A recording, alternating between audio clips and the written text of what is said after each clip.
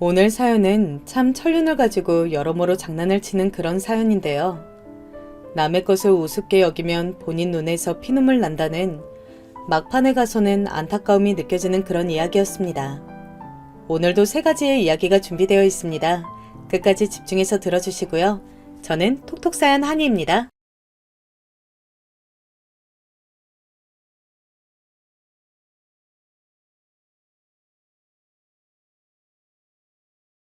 안녕하세요. 저는 IT 업계 회사에서 오래 근무해온 50대 중반의 남자입니다. 저 역시 그렇게 살던 때가 있었지만 아무튼 남들 보기에 평탄해 보이는 집안이나 그렇지 않은 집안이나 뚜껑 열어보면 제각각의 사연들이 있는 것 같아요. 제 얘기는 좀 더 복잡하고 꺼내기 무척 거북스러운 이야기이기도 합니다만 같이 들어주신다면 감사하겠습니다. 저와 아내는 회사에서 만났고 아내는 결혼하는 즉시 회사 일을 그만둔 케이스예요. 예전부터 현모양처가 꿈이라고 했었고 저도 수입이나 형편이 나쁘지 않았기 때문에 기꺼이 그렇게 하라고 했답니다. 그래서 얼마 안 있다가 신혼 1년이 지나 아이가 들어섰고 저희 집에 아들이라고는 저 하나밖에 없었기 때문에 아주 경사가 났답니다. 어머니는 우리 아들이 태어났을 때 가끔 봐주시기도 했고 자라는 내내 해마다 적지 않은 용돈을 꼬박꼬박 주셨어요. 아내는 그때마다 감사하다는 인사를 했었고 어머니도 흐뭇해하셨고요. 어머니, 정말 감사해요. 우리 정민이 건강히 잘 키울게요. 주신 용돈으로 옷도 잘 해입고 맛있는 것도 꾸준히 해먹일 거예요. 아내가 이렇게 인사한 이유는 어머니는 정말 섭섭치 않게 용돈을 주셨거든요. 그렇게 해서 시간이 흘러 우리 아들이 초등학교 4학년쯤 되었을 때의 일인데요. 그쯤 되어 어머니가 많이 아프셨어요. 연세도 연세이기도 하고 그쯤 되면 다들 몸이 안 좋아진다고 하지만 특히 관절이 너무 약해지셨더라고요. 한 번은 지하철 계단에서 쓰러지시기도 하고 제가 정말 헐레벌떡 모시러 갔던 기억도 나요. 이런 일이 몇 번 있으니 어머니를 혼자 두고 싶지 않더라고요. 아내도 이 사실을 알고 걱정했고 한 번은 누나들과 의논을 해봐야겠다고 생각했어요. 근데 아무리 고민해봐도 어머니를 모실 수 있는 입장은 저밖에 안 되겠더라고요. 아내에게 의견을 물었더니 곧장 바로 수긍을 하더라고요. 그래, 당연히 우리가 모셔야지. 어머니가 우리 정민이랑 나랑 얼마나 각별히 챙겨주셨어. 우리 엄마한테 물어보니까 원래 그 나이 되면 다 관절이 엉망진창이 된대. 더 물어볼 것도 없이 얼른 정리하고 오시라고 말씀드려. 이 부분에 저는 무척 감사하는 마음이 컸고 적극적으로 반영을 해서 모든 일이 일사천리로 이루어졌어요.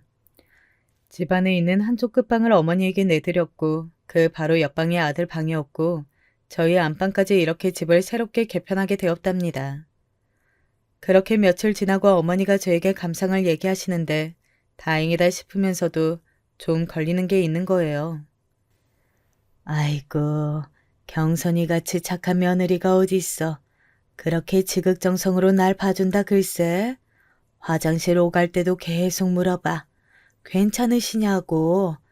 낮에도 뭐 먹고 싶냐고 물어보고 계속 갖다 주더라.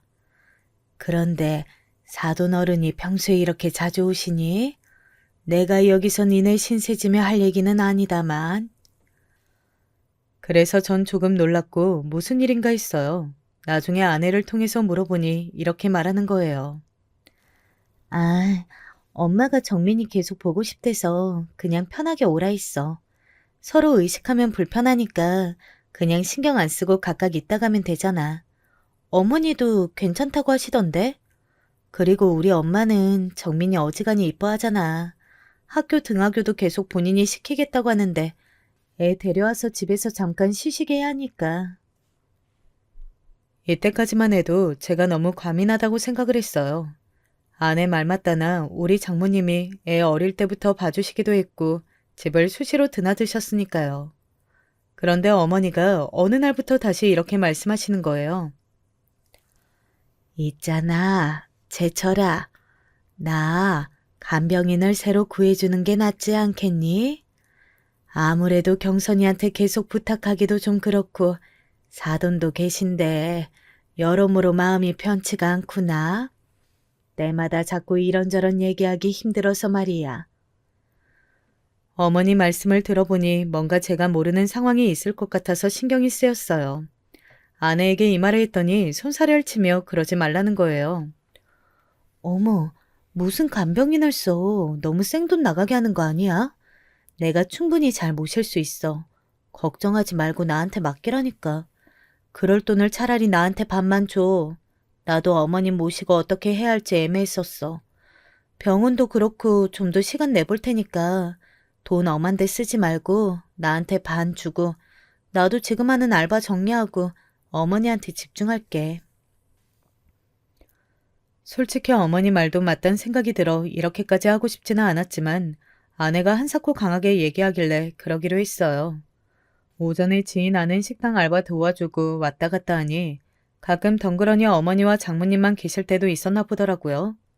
이렇게 말하니 어머니도 그냥 알겠다 하시기에 이후로는 상황이 잘 지나가는 듯 했어요.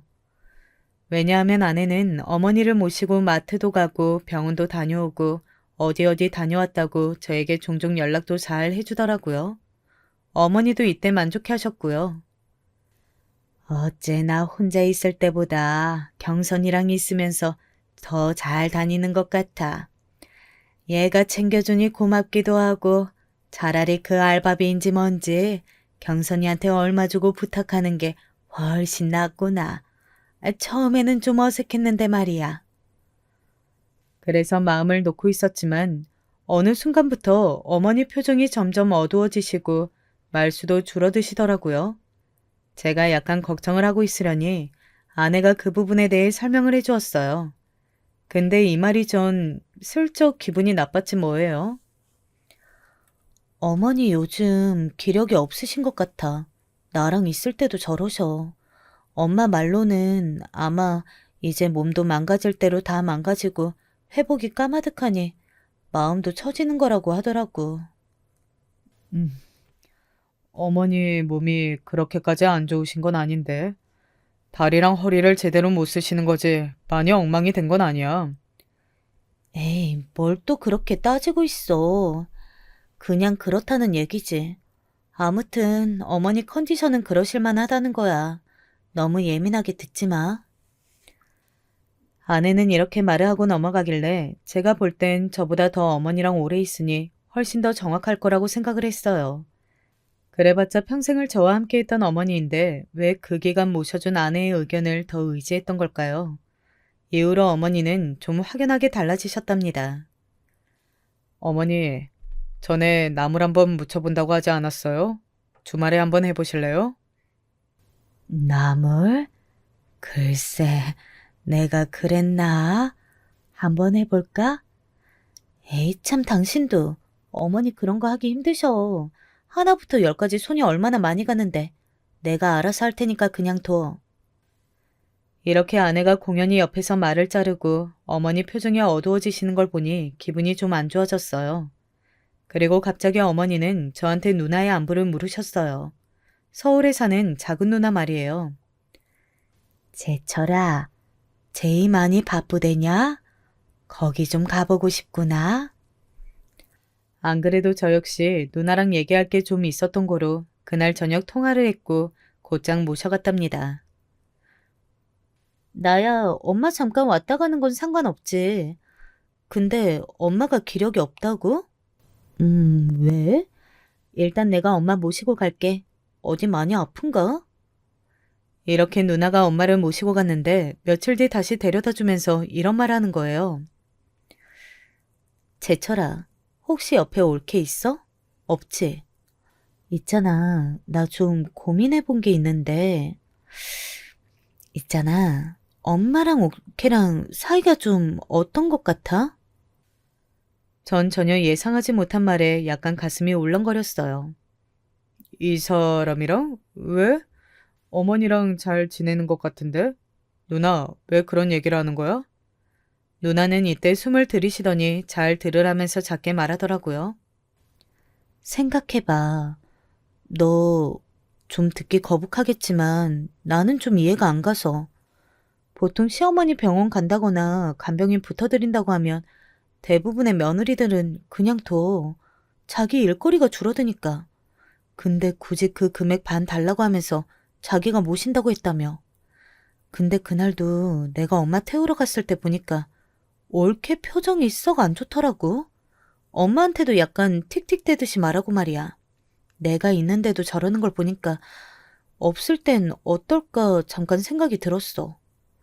그리고 엄마 우리 집에 있던 그 3박 4일간 얼마나 잘 드셨는데 별거 없는 것도 되게 잘 먹고. 여기서 할 말을 잃었지만 누나는 계속해서 말을 하더라고요. 있잖아, 내가 신우짓 하는 게 아니고 엄마랑 관련된 거니까 얘기를 할 수밖에 없는 거야. 이거 좀 과하게 느껴질지 모르지만 말이야. 혹시 몰라서 그러니까 홈 CCTV 한번 달아보는 거 어때? 그거 하기 어렵지 않거든? 저는 그렇게까지 해야 되나 싶어 말이 순간적으로 턱 막혔어요. 그런데 누나는 계속해서 강조를 하더라고요. 아니면 어쩔 수 없고 그 다음부터는 치우면 되지. 내 말은 길게도 말고 한 이틀 정도만 켜두고 봐봐. 집에 안 쓰는 공기계 있을 거 아니야. 진짜 내가 괜히 이러는 게 아니고 우리 남편도 내 얘기 들어보니까 평소 그렇게 활달한 엄마가 네 집에서 기력이 없다니까 좀 이상하대. 처남댁이랑 잘 안 맞으시는 거 아니냐며. 그리고 난 좀 신경 쓰이는 게 어쨌거나 돈 100만 원 받고 시어머니 봐드리기로 했으면 그 시간대에 자기 엄마 부르는 건 좀 아니지 않아? 엄마 얘기 들어보니 사돈이 그렇게 들락날락 하신다더만. 이것도 심지어 엄마가 먼저 한 얘기도 아니야. 내가 이것저것 물어봤더니 하는 얘기마다 다 사돈이 같이 계시더라. 마트니 뭐니 엄마 모시고 어디 갈 때도 사돈이 운전하거나 뒷좌석에 계속 탔었다며. 엄마 얼마나 불편하겠냐? 저는 장모님이 이 무렵 때도 평소처럼 그렇게 자주 오시는지 몰랐어요. 어머니가 장애가 있으신 것도 아니니 일단은 집에 계실 수 있고 아내는 알바를 그만두는 김에 아이 등하교도 다 자기가 한다고 했거든요. 그럼 아이 때문에 장모님이 집에 이전처럼 오실 이유가 굳이 없는데 게다가 저희 어머니 아프신 것도 알고 계시면서 말이죠. 저도 약간은 불편한 감이 들었고 그래도 끝끝내 미루려 했지만 눈안에서 돌아오신 뒤 내내 밥도 깨작거리시고 표정이 안 좋으신 어머니를 관찰하게 되었어요. 한 집에서 이런 분위기를 감수한 채 주변에 계속해서 신경 써야 한다는 게 너무 골머리 아프더군요. 아니길 바라는 마음으로 저는 홈 CCTV를 알아본 뒤 주말에 한번 설치를 해보았어요. 그리고 그 다음날 출근한 뒤 아주 떨리는 마음으로 회사에서 홈캠을 열어보았는데요. 그걸 열어본 저는 입이 딱 벌어져 닫을 수가 없었어요. 아니 출근해서 제가 여기 나와 있는지 얼마나 되었다고 그런 풍경이 벌어지고 있는 건가요? 일단 보는 내내 제 마음이 진정되지 않고 머릿속이 하얘졌던 건 어머니가 너무 덤덤하게 계시다는 게 큰 포인트였던 것 같아요. 식탁과 거실 쪽을 비추는 화면 안에 어머니와 아내가 있었는데요. 요새 피곤해하시고 늦게 일어나신 어머니가 식사를 하시려는 것 같았어요. 그런 어머니께 밥그릇을 정말 아무렇지 않게 밀어내며 주는 모습에 순간 움찔했어요. 우리 아들이 아무리 지 엄마랑 싸우고 야단을 호되게 맞은 뒤에 밥 먹으러 나왔어도 저런 식으로 볼링공 굴리듯 줘본 적이 없는 아내입니다. 어머니는 그런 반응에 그냥 가만히 앉아서 고개도 움직이지 않고 계시더라고요. 누가 보면 잠들어 있는 줄 알 것 같았어요. 계속해서 얼마 안 되는 그릇 몇 개만 쿵쾅 내던지듯 두고 곧장 장모님의 한 화면에 잡히는 거예요. 장모님이 있는 상황에서 아내는 어머니에게 뭐라 소리 지르는 모습이 보였고 장모님은 그런 광경을 신경도 안 쓰는 듯 보였어요. 이 장면에서 저는 너무 놀라 잠깐 창을 닫았고 더 보고 있기가 힘들더군요. 오후에 켜서 다시 확인했던 내용에 비하면 이건 아무것도 아닌 셈이지만 적어도 제가 평소 생각했던 그림이 전혀 아니었어요. 아내와 산 게 10년이 넘었고 이렇게 어머니랑 밀착해서 지내본 건 이 근래가 처음이었을 거예요. 늘 사근사근하게 말씀이 많으신 어머니가 우리 집 와서 너무 불편해하시는 게 아닌가, 왜 말수가 줄어드시는 건지 조금 이상하긴 했어요. 그런데 대체 이게 뭐냐고요. 더 충격적이었던 건 꿀렁이는 가슴을 안고 제가 오전 11시쯤 다시 확인했을 때인데요. 그 안에 중간중간 확인했을 때에는 어딜 나간 건지 어머니는 방에 계시는 건지 잘 안 보였거든요. 이때는 거실에 장모님과 어머니, 아내 세 사람 다 잡히길래 숨을 죽이고 다시 봤어요. 그런데 소파에 털썩 주저앉은 장모님과 우리 어머니는 화장실 쪽으로 허벅지 쪽을 잡고 힘들게 이동하시는 게 보이더군요. 분명 제가 있을 땐 아내가 일일이 서서 거드는 걸 봤는데 아내는 우리 어머니 쪽을 향해 뭐라고 소리를 지르는 듯 했어요. 이때도 너무 당황스러워서 얼마 안 보다 다시 껐고 생각할수록 누나가 염려한 최악의 상황이 맞으면 어떡하나 고민되더군요. 하지만 오후쯤 다시 보았을 때 여전히 저를 짜증나게 만들었던 건 아내가 우리 어머니를 적잖이 함부로 대하는 상황 안에 장모님이 계속 계셨다는 거예요. 자기 집인 양 퍼져 계시더군요. 우리 어머니는 작은 방에서 나오시는 것도 못 봤고 날도 더운데 선풍기 하나로 괜찮으실까 싶었어요. 헌데 이쯤에서 제가 제 눈을 의심하게 된 화면이 있었는데요. 화장실로 어머니가 또다시 움직이는 모습이 있었는데 아내가 그 뒤를 따라들어 어머니 등을 그 얄팍한 손으로 내리치는 거예요. 이미 앞서 많은 불쾌함과 혼란이 왔기에 이날 점심도 먹지 못하고 시뻘건 눈으로 이것만 계속 보고 있었는데 여기선 너무 놀라 저도 모르게 헉하는 소리가 튀어나왔어요. 어머니는 아내의 손찌검에 그냥 고개를 숙인 채로 화장실 문을 열고 그대로 들어가시는 게 보였고 장모님은 분명히 그 장면이 보이는 곳에 있는 듯한데도 미동 하나 없으시더군요. 전 여기서 화면을 내린 후 목에 뭐가 걸린 듯 입을 계속 열고 있었어요. 침을 넘기기도 힘들고 대체 뭘 본 건가 싶더군요. 꿈이어도 깨면 기분이 지독하게 나빠올 판에 이게 뭔 상황이냐고요. 이게 현실이라니. 내가 아는 아내가 화면상 너무 진지하게 우리 어머니라 함부로 대하고 있었어요. 세상 무슨 자기 친구도 아니고 원수라도 저렇게 밀어대며 취급하지 않을 것 같아요. 식사 준비하는 것부터 너무너무 기분이 이상했고 이후로 이어지는 광경들까지 무엇 하나 정상인 게 없었는데요. 심지어 우리 어머니 등짝으로 아무렇지않게 손을 대고 화장실로 밀어내는 모습은 대체 뭐란 말인가요? 저는 곧장 떨리는 마음을 누르고 누나에게 바로 연락했고 놀란 누나에게 영상을 캡처해서 보내주었어요. 누나, 나 지금 내가 뭘 본 건지 모르겠다. 누나가 봐도 이상하지. 아, 나 지금 좀 토할 것 같아. 어떡하지? 진정이 안 돼. 이 사람이 왜 그런 걸까? 누나, 나 이해 좀 시켜줘라. 왜 이러는 거야? 아니야. 이 사람이 나보고 어머니 자기가 챙기겠다고 했는데 왜 그랬을까? 우리 어머니가 그렇게 경선이 했는데 말이야. 사진 보면 알겠지만 누나, 어머니 그냥 가만히 있단 말이야. 저렇게 손으로 쳐대는데 이게 말이 돼? 아, 나 어떡해 이런 일이 다 있어. 누나는 전화를 일단 끊어보라더니 대강 확인이 되었는지 다시 전화가 걸려왔어요. 제철아, 안 되겠다. 좀 기다려줄래? 나도 같이 가봐야겠다. 나 금방 니네 집 가니까 너도 일단 집 쪽으로 가고 있어. 앞에서 만나자.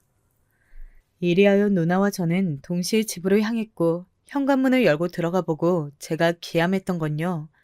아직도 장모님이 계셨다는 거죠. 아, 박서방, 지금 왔는가? 아이고, 너무 오래 있었네. 이제 일어나야겠다. 그렇게 말씀하시는 장모님은 뭘 그렇게 까드시고 계셨는지 소파 앞 테이블엔 과자가 한 봉지였고 볼이 미어질 정도로 빵빵해지셨더군요. 아내도 덩달아 일어났고 아들은 욕실에서 씻고 있는 듯 했어요. 저는 장모님 말에 대답도 안 하고 곧장 아내에게 물었어요. 어머니는? 응? 아, 어머니 방에 계시지. 주무시는 것 같은데. 어? 형님도 오셨네요? 형님, 무슨 일 있으세요? 이렇게 말하는 아내를 지나 곧장 저와 누나는 어머니 방문을 열었고 어머니는 찜통 같은 방에서 억지로 누워 계시더군요. 잠이 드신 듯 했다가 얼추 깨셔서는 저희 보고 왔냐고 하시는데 이때 너무 울컥함이 밀려왔어요. 허공으로 눈을 두고 어쩔 줄 모르는 저를 대신해서 누나가 어머니를 일으키더군요. 엄마, 잠깐만. 이쪽으로. 이렇게. 그치. 아, 잠깐만 올게. 이리 좀 나와봐. 나 좀 보자. 누나와 저, 어머니, 장모님, 아내까지 다 누구 하나 자리에 앉은 사람 없이 일어서서 마주하게 되었는데요. 곧장 누나는 아내를 향해 핸드폰 화면을 내밀었고 바로 거침없이 폭격을 시작했어요. 내가 얼마 전에 엄마 모셔갔을 때부터 이상했다 했어. 올케, 미쳤어? 우리 엄마가 뭐 치매라도 온 사람이야? 기억이 없고 말을 못하는 사람도 아닌데 우리 엄마 순하디 순한 성질 갖고 이용하는 거야 지금? 여지껏 나나 언니들이나 제철이한테 우리 엄마가 말 안 하고 있으니까 더 사람 함부로 본 거 아니냐고.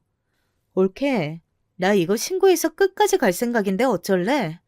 제철이랑 얘기해서 어찌해볼 생각하지 말고 빨리 결정해. 아내는 이 말에 허둥지둥 놀라면서도 미간에 주름이 잡혔고 장모님은 거기서 나서시더라고요. 아이고, 사돈처녀. 이게 다 무슨 일이에요? 우리 경선이한테 왜 그래요? 아니, 듣다 보니 사돈이 뭐가 어쨌다는 것 같은데 하루 종일 시어머니 돌본 우리 경선이한테 뭐요? 신고요? 그리고 여기 친정엄마인 나도 있는데 지금 뭐 하는 짓이래요? 어른이 어린같이 안 보여요? 이때 제가 불쑥 나서 누나 앞을 막고 장모님에게 따지게 되었어요. 생각해보면 더 크게 따졌어야 하는데 참 아쉽네요. 장모님, 지금 이런 걸 따지고 싶지가 않은데요. 저희 누나도 친정엄마인 우리 어머니 때문에 할 말을 하는 거예요. 지금 저희 누나가 보여드린 거 이거 안 보이시나요? 와, 저 보고 너무 놀랬습니다. 어떻게 저희 어머니한테 와이프가 저러고 있는 걸 그냥 보고만 계셨나요? 게다가 지금 집, 거실은 냉방 때문에 추울 지경인데 저희 어머니 방문은 꼭 닫아두셨네요. 냉방 때문에요? 그리고 제가, 네, 이건 저도 문제가 되겠지만요. 홈 카메라 설치해두고 가서 오늘 뭘 하신지들 다 봤어요. 하도 어머니가 이전 같지 않고 이상하다고 해서 저도 신뢰를 무릅쓰고 이런 것을 해봤는데요. 뭐 하는 짓들이십니까, 진짜? 그러자 꿀먹은 벙어리처럼 뒤에 숨어있던 아내가 겨우겨우 입을 열면서 뭘 봤는지 모르겠다고 일단은 잡아떼더군요. 여기서 저는 하루 내내 감정 물타기라 하고 혼란스러웠던 것들이 다 사라져버리면서 그냥 모든 게 0으로 돌아간 듯 했어요. 눈으로 본 화면들을 보고 너무 제 기준에 기괴한 현실이라 믿을 수가 없었는데 아내가 이렇게 잡아떼는 꼬라지를 보니 더더욱 확신이 들었으니까요. 이 여자랑 나는 그동안 뭘 해왔던 것일까 환멸감이 마구 올라왔어요. 당신 눈으로 봐. 왜? 영상으로 볼래? 처음부터 끝까지 한번 볼 거야? 누나가 지금 경찰에 신고한다는 거 내가 말린 거야. 야, 당신 진짜 웃기지도 않는다. 하, 어머니, 왜 이런 얘기를 저한테 안 하시고. 아, 죽겠다 진짜. 어머니는 땀으로 범벅이 된 몸이 냉개 아래 빠르게 식으셨는지 그리고 긴장이 풀리신 건지 그대로 식탁 의자에 미끄러지듯 앉으시더군요. 그 식탁을 눈으로 다시 보니 저는 정말 못 참을 지경이 되었어요. 그 테이블 위로 밥그릇과 반찬그릇을 던지듯 쿵쿵 굴러대던 아내의 모습이 생각났거든요. 아내는 계속해서 부인을 했어요. 제가 더더욱 본인을 용서할 수 없도록 말이죠. 당신, 아니, 잠깐, 나 이거 뭔 상황인지 나도 모르겠어. 어떻게 이런 걸 말도 없이 놔두고 가? 언제 이런 걸 샀어? 당신 진짜 무서운 사람이다. 내가 어머니한테 뭘 어쨌는데. 아니, 막말로 해서 당신은 내가 얼마나 힘든지 알기나 해? 애 챙기고 어머니까지 챙기고 왔다 갔다 얼마나 힘들 줄 아냐고.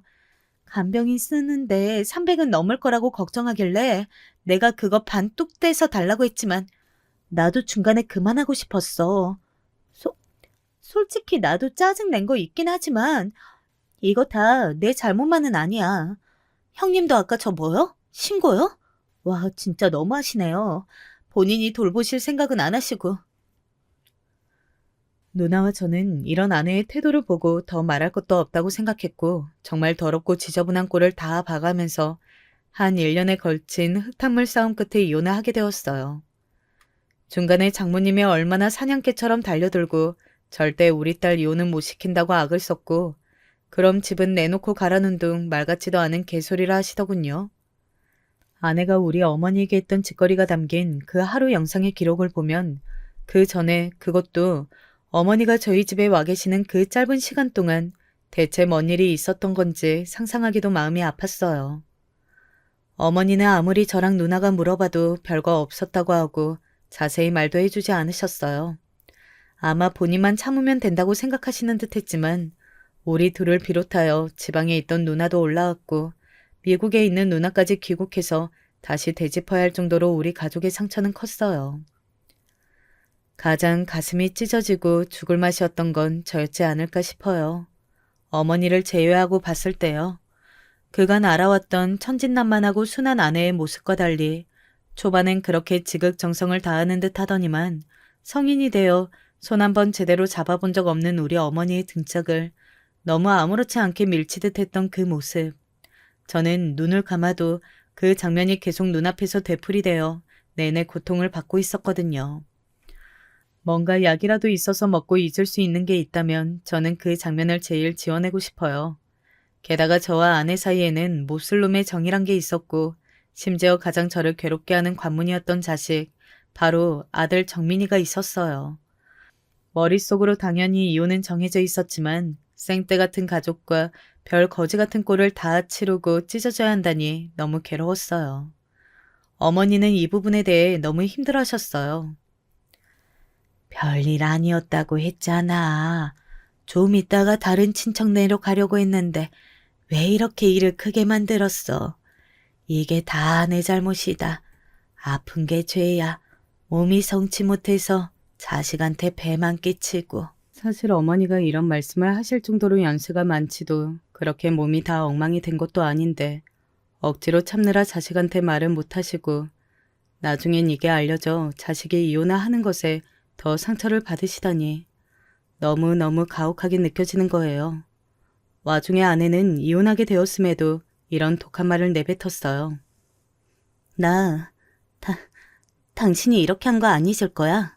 정민이? 정민이 못 줘. 내가 키울 거야. 정민이 절대 안 돼. 그리고 뭐, 고소를 해? 당신이 내가 뭘 잘못했는데? 나는 아픈 시어머니 잘 봉양한 죄밖에 없어. 우리 정민이나 안 줄 거야. 정민이 누가 다 키웠는데? 우리 엄마가 나 아플 때 끼고 키운 애야. 아무튼 안 돼. 나는 뭐 고소 못할 줄 알아? 당신 몰래 촬영한 거 범죄야. 나도 알아볼 거야. 아내는 이렇게 악을 쓰고 소리소리 지르면서 자기의 다른 면모를 확인시켜 주었어요. 사실상 저런 일을 저지른 여자가 애를 데려가서 키운다는 것을 참을 수는 없었지만 아이에게 물어봤을 때 얘는 이렇다 쉽게 결정을 하지 못하더군요. 사실 정말 너무너무 가혹한 일이긴 했습니다. 도대체 왜? 제 잘못이 무엇이길래? 명백히 아내가 저지른 일로 어머니도 다치시고 제 결혼 생활도 파괴되고 아직 엄마 정말 못된 아이까지 빼앗기게 된 것이었을까요? 심지어 장모님은 동네에 온갖 욕을 퍼뜨리며 제가 바람을 피워서 이혼했다는 괴소문까지 퍼뜨리시기 시작했어요. 찢어지게 가난한 본인의 집 형편에서 그나마 여유 있는 집에 시집간 막내딸에 기대어 매번 저렇게 왔다 갔다 본인은 호강에 겨우셨겠죠. 근데 이혼당해서 그 집을 나가야 하고 쫓겨나는 신세가 되었으니 아주 심술이 대단히 나셨나 봐요. 어차피 저는 집을 정리하고 그 동네로 옮길 예정이었고 어머니 상태가 생각보다 많이 악화되셔서 더 신경 쓸 길이 없었어요. 이 무렵에 저는 정말 누가 뒤에서 제 등을 좀 잡아줬으면 좋겠다 싶을 정도로 아주 위태한 상태였어요. 어머니 영상을 본 것도 머릿속에 너무 뚜렷하고 살다 이렇게 기가 막힌 뒤통수를 맞아본 것도 처음이었고 제가 이룬 가족도 붕괴되었고 매일 밤 퇴근해서 들어가며 보던 풍경과 아이 역시도 다 잃게 되었으니까요. 게다가 스트레스가 꽤 심하셨는지 어머니는 얼마간 추가적인 치료를 더 많이 받게 되셨어요. 그동안 저도 회사에 휴가를 내고 한동안 정신과 치료를 받았어요. 뭐 할 수 있는 게 아무것도 없더라고요. 아내는 양육비며 이것저것 요구하는 게 많았지만 넋이나가 대꾸를 못하는 절 대신에 작은 누나가 많은 것들을 해결해주고 대신 맞서 싸워주었어요. 그래서 더 역한 꼴까지 가진 않았지만 하여간 저는 이후로 크게 일을 갈게 되었어요. 인간을 이렇게까지 미워해본 일은 아마 처음이 아닐까. 그것도 아이러니하게 사랑해서 결혼을 했고 아이까지 함께 낳아 키웠던 여사라니. 차라리 바람을 피웠다면 이보다는 나았을 텐데 싶어 몇 번이나 자다 깨서 경기를 일으키곤 했어요. 어머니의 상황은 갈수록 좋아지지 않았고 누나들의 근심도 커져만 갔어요. 누나들은 가급적 제가 빨리 일상에 돌아가길 바랬고 보다 못한 작은 누나가 이런 조언을 하더군요. 제철아, 일단 잘 살아야 돼. 네가 지금 할 일은 그거야. 엄마도 지금 별 수가 없어. 옳게 정말 이상한 인간이잖아. 그 일 다 잊으라는 건 아니야. 어떻게 잊냐? 사람 일인데. 잊어서도 안 되고 말이야. 일단은 너 살 길을 찾아서 살고 살아서 숨이라도 쉰 다음에 그 뒷일을 생각해보자. 이렇겐 죽도 밥도 안 돼. 왜 우리가 힘들어해? 엄마도 곧 좋아질 거야. 좀 견뎌보자. 누나의 말을 듣고서 저는 희망이 없는 상황이었지만 어떻게든 힘을 내보게 되더군요. 맞아요. 되던 안 되던 일단 살아서 숨구멍이 트여 있어야 뭐든 할 수 있는 거잖아요. 저는 얼마 안 가 다시 회사로 복귀했고 이혼 사실을 주변에 조금씩 알렸고 사유에 대해서 굳이 언급은 하지 않았어요. 괴로웠던 건 아이를 아내가 데려가서 키우는 것 때문에 제 쪽에 결함이 있는 걸로 생각하시더라고요. 저는 이런 시선 때문에 더더욱 제 아이를 갈망하게 되었고 가끔씩 아이와 마주하게 될 때마다 속으로 더 크게 다짐을 하게 되었어요. 어머니와 아들 사이에 이처럼 쓰린 상처를 남겨 아리게 만든 걸 절대 그냥 넘어가진 않겠다고 말이에요. 이혼은 어디까지나 필요한 과정이었을 뿐 저는 아내에게 제대로 제 화를 토해내지 못했어요. 그때는 너무 억울했는데 지나고 보니 그렇게 바보같이 제대로 화를 부리지 못했기에 다행이라고 생각해요. 그렇기에 어줍잖은 돈 따위로 퉁치고 해결보지 않고 마음에 서슬퍼런 칼날을 품고 이를 갈다가 훗날 이렇게 완벽한 복수를 이루었기 때문입니다. 저는 정말 아주 근성 있게 계속해서 아내에게 완연하게 대갚아줄 날만을 기다려왔어요. 아이를 만나는 걸 방해할 때나 순순히 만나게 해줄 때나 그렇게 아이와 저와 아내 모두 적당한 나이를 먹어가는 동안의 말이에요. 본래 결혼할 때도 그랬지만 이혼할 무렵에는 정말이지 아내는 얼마 가진 것도 없이 정민이를 데리고 쫓겨나듯 친정으로 갔었어요. 장모님과 같이 나란히 큰오빠네 집으로 들어 앉았다고는 들었어요. 아, 그래서 어쩔 수 없이 우리 정민이도 지방으로 전학을 가야 했고요. 장모님은 더 물주가 되어줄 줄 알았던 사돈댁이 얄미워 사위가 바람을 피웠다는 소문을 냈고 그걸 결국 손주인 우리 아들이 돌려받았어요. 수군대는 사람들 때문에 어차피 이 지역에서 못 살게 되었고요.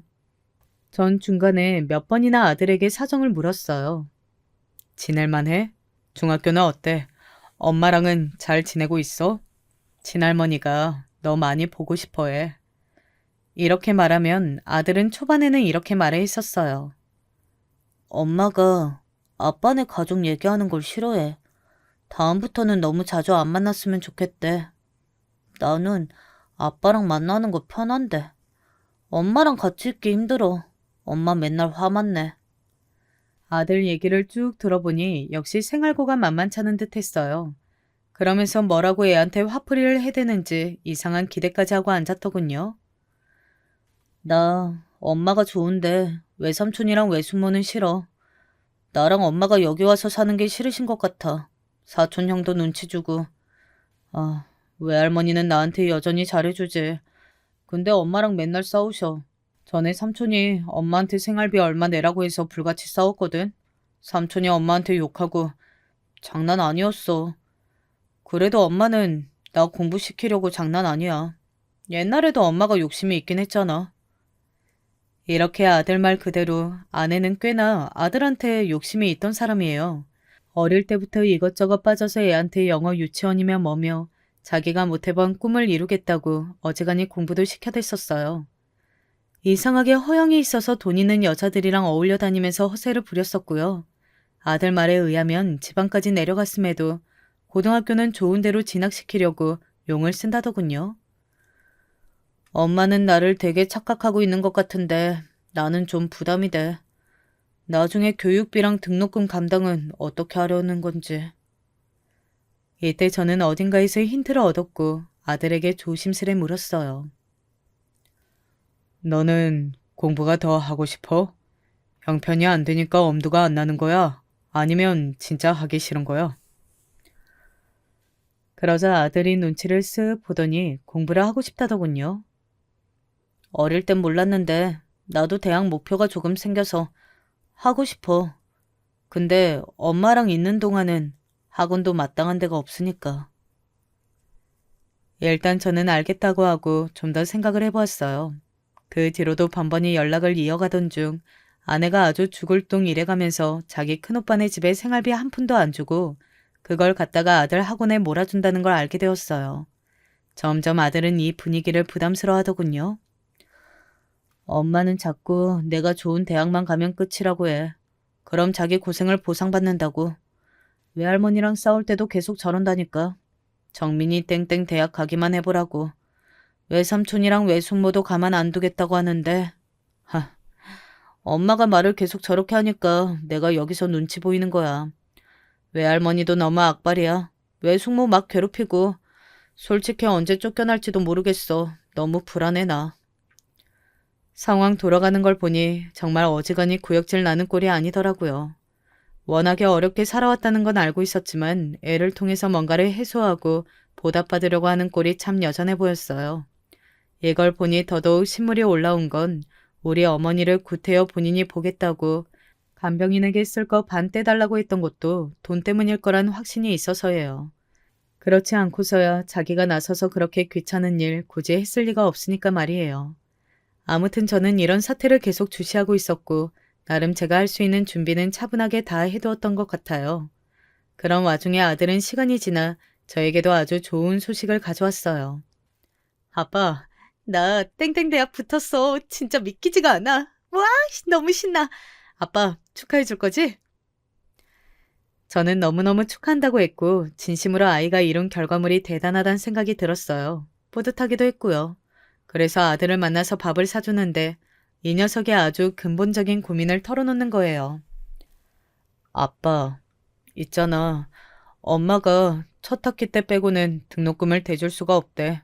나보고 휴학하고 알바하던지 군대를 가라고 하더라고. 나도 형편이 그래서 가고는 했었어. 어쩔 수 없지 뭐. 근데 나 고민되는 건 이게 아니라 엄마 때문에 좀 너무 피곤해. 빨리 알바해서 돈이라도 벌어오라는 둥 아니면 얼른 취직해서 이제 나보고 먹여 살리라고 하는데 외할머니까지 나란히 나를 보고 있으니까 진짜 미치겠어. 엄마는 빨리 다시 서울로 가고 싶다고 난리야. 역시나 보자 보자 하니 구질구질하게 아들한테 모든 걸 기대하고 있더라고요. 그러면서 자기가 그렇게 극성을 떨어서 공부시킨 아들로 덕 좀 보려고 했었고요. 이제 갓 좋은 대학에 들어간 것뿐인 애한테 애엄마랑 노인네 둘이서 대체 뭐 하는 짓일까요? 저는 본격적으로 제가 꽤 고민했던 사안을 꺼내어 아주 조심스럽게 아들에게 제안을 했어요. 이걸 아들이 받아들이면 얘기가 되는 것이고 만약 아들이 조금이라도 흔들린다든지 어찌됐든 안 될 이유가 있다면 다 의미가 없어지지만요. 아들은 제 얘기를 듣고 적잖이 충격에 빠졌어요. 아빠, 꼭 그렇게 해야 해? 근데 나는 그렇다 치고 엄마 진짜 가만히 안 있을 거야. 엄마 성격 아빠도 알지 않아? 아빠는 헤어진 지 오래돼서 모르나 본데 엄마 진짜 장난 아니야. 아무나 하고도 막 싸워. 아빠랑 이혼한 것도 이제 막 외할머니 탓이라고 하고 엉망진창이야. 엄마가 알면 가만 안 있을 거야. 저는 그런 건 다 예상했기 때문에 별로 문제가 되지 않았어요. 이혼한 순간부터 쭉 이렇게 될 날만 기대하고 준비해왔으니까요. 그건 정민이 네가 걱정할 건 아니야. 아빠가 궁금한 건 딱 하나야. 네가 유학을 갈지 아닐지 그거 하나뿐이라고. 그렇게 할 거면 아빠의 뜻에 따르고 아니면 엄마랑 계속 그렇게 지내면 돼. 저도 이렇게 얘기하면서 아들에게 한편으로는 무거운 짐을 지운 것 같았지만 사실 이건 복수이면서도 당연한 명분이 되더라고요. 제 입장에서는 그렇게 아내가 독을 품고 자기 할 몫은 다 내팽개쳐가며 자기 남편의 어머니와 그 아들인 저에게 마구 상처를 주고 가학적인 짓을 했으니 이 부분을 꼭 대갚아주고 싶었어요. 아들로 인해 최악의 상황을 겪고 만신창이가 된 어머니 때문에 복수하고 싶어서라도 아내가 꼭 그 기분이 어떤지 비슷하게 체감이 될 꼴을 만들어주고 싶었답니다. 그래서 제가 생각했던 복수는 아내로부터 아들을 빼앗는다는 것이었어요. 그렇게 공들여 키운 이혼하고 쫓겨나듯 별의별 수모를 당하고 치질하게 살아가며 오직 자식 하나만 공부시켜놨는데 이 아들이 돈 따라서 눈앞에서 사라진다면 어떤 기분이 들까요? 제가 이렇게까지 마음을 먹게 된 건 단순히 어머니에게 그런 짓거리를 했기 때문만은 아니에요. 어머니는 정말 저를 생각하는 마음 하나로 제 가정이 붕괴되지 않길 바라는 마음에 꾸역꾸역 참고 말을 안 하셨어요. 나중에 저의 이혼으로 인해 더 스트레스를 받고 충격과 우울증에 시달리셨고 계속해서 요양병원에 신세를 지고 계십니다. 중간에 누나들은 몇 번이나 어머니가 잘못될까 마음을 졸였어요. 숨이 붙어서 계속 우리 곁을 있어주는 것만으로도 감사한 마음이지만요. 저는 궁극적으로 우리 어머니를 저렇게 만들어버린 아내를 용서할 수 없어요. 아내가 가장 집착하고 눈이 돌아 있는 것을 빼앗아 아내의 생활을 엉망으로 만들어버려야 제가 살겠거든요. 아무튼 아들은 제 제안을 듣고 많이 놀랐고 감당이 안 되는 듯 했지만 저는 차분하게 설명을 했어요. 아들에게는 복수가 아니라 아들이 놓인 환경상 이혼하고 경제적 여유가 있는 한쪽 부모의 입장에서 당연히 제가 할 수 있는 제안임을 이해시켰죠. 너도 알아들을 나이가 되었으니까 얘기하는 거야. 엄마가 그간 너를 고생해서 키운 건 인정한다. 하지만 이후의 생활은 어때? 좋을 거라고 상상이 되니? 그렇지 않잖아. 많이 힘들고 할머니와 엄마의 기대가 너무 버겁다며? 외숙모 삼촌네 세대로 사는 것도 하루 이틀 아니냐고. 아빠는 정민이 너가 공부를 더 할 수 있도록 지원해 줄 생각이야. 유학 관련해서도 충분히 알아봤다. 그런데 한 가지 조건이 있어. 아들은 여기까지도 예상은 못한 듯 했어요. 보아하니 아내가 절대 자기 입으로 본인 잘못을 말했을 리가 없겠더군요. 아빠가 굳이 엄마와의 연락을 모두 끊어야 지원해 줄 수 있다고 말한 건 이유가 있어서야.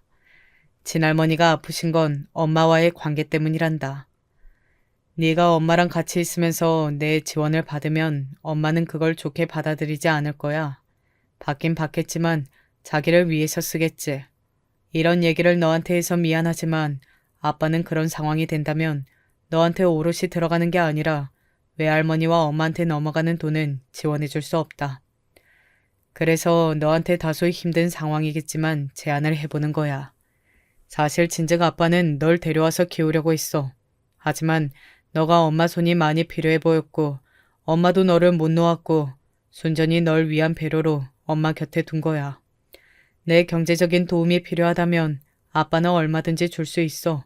하지만 엄마랑 연결되어 있으면 도와줄 자신이 없구나. 너는 어떻게 하고 싶어? 아들은 시간이 필요하다고 했고 저는 결정할 시간을 주었어요. 이 시간이 참으로 아들에게 무겁고 갑갑한 시간이었을 거라는 건 알지만 어쩔 수 없어요. 우리 가족이라는 형태 안에서 한 번은 넘어가야 했을 고비니까요. 당연히 아들 입장에선 너무 어려웠을 거란 생각이 들었죠. 그래도 전 막힘없이 같은 제안을 할 뿐이었어요. 성인이 되어 자기의 의사를 결정하게 되었고 한쪽 부모와의 삶이 많이 버겁다면 아이는 다른 선택을 할 수도 있는 거예요. 결국 제가 주었던 기간이 다 되어 아들에게 전화가 걸려왔어요. 이때는 저도 순간적으로 두근거리더군요. 아빠, 나 엄마랑도 좀 얘기를 해봤어. 엄마가 단번에 안 된다고 하더라. 아빠 얘기는 안 꺼냈고 그냥 유학 얘기만 했는데 엄마는 도저히 받아들일 수 없나 봐. 무슨 형편으로 가냐고 난리를 치고 호강 좀 받아보겠다고 다 키워놨더니 무슨 개똥 같은 소리냐고 하네. 그래서 저는 다시 되물었어요. 네 생각은 어떤데? 엄마의 의견은 그렇다 치고 네 생각도 확실하게 말을 해봐. 나는 내 마음으로는 유학을 가고 싶어. 상상도 못 해봤던 꿈에서도 한 번도 안 그려봤던 그림이 유학이야. 근데 아빠한테 얘기를 들으니 정말 참을 수 없이 가고 싶어졌어.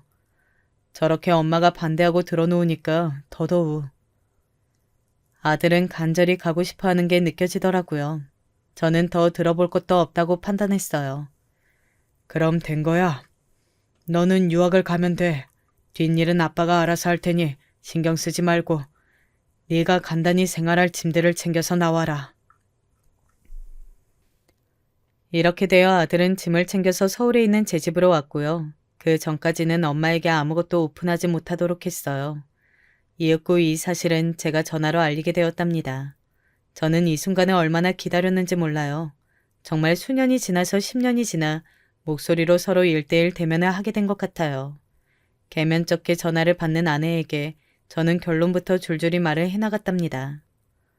오랜만이네. 나도 당신한테 전화 같은 거 걸고 싶지 않았어.